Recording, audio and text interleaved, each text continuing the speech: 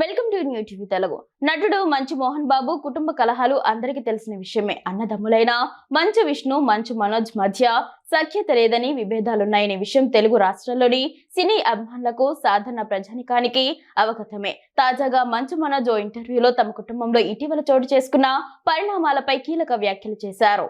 9 ఏళ్లుగా కుటుంబానికి దూరంగా తమ జీవితాన్ని తాము గడుపుతున్నామని ఆయన అన్నారు. తన అర్ధాంగి బొమ్మల కంపెనీ ప్రారంభించిందని, దానికి తాను ఆర్ట్స్ వర్క్ చేయడంతో పాటు కథలు రాశానని, ఆత్మగౌరవంతో జీవిస్తున్నానని చెప్పారు. తాను ఎలాంటి వ్యక్తినో చాలా మందికి తెలుసునన్నారు. అయితే ఊహించని విధంగా కష్టాలు ఎదురయ్యాయని ఆవేదన వ్యక్తం చేశారు.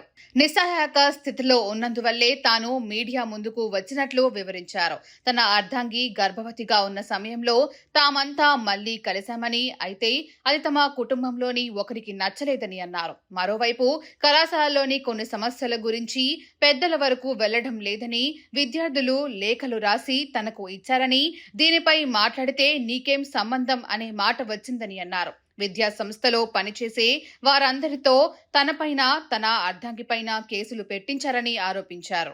సంబంధం లేని విషయాల్లో తన అర్ధాంగిని లాగారని, అప్పుడు తన హృదయం ముక్కలైందన్నారు.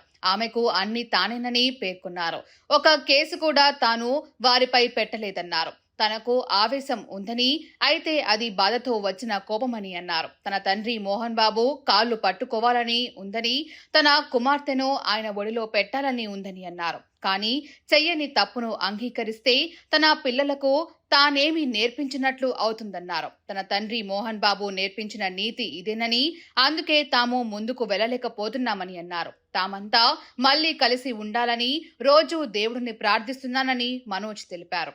సమస్యలు సృష్టించిన వారు వారి తప్పును తెలుసుకుంటారని మనోజ్ ఆశాభావం వ్యక్తం చేశారు.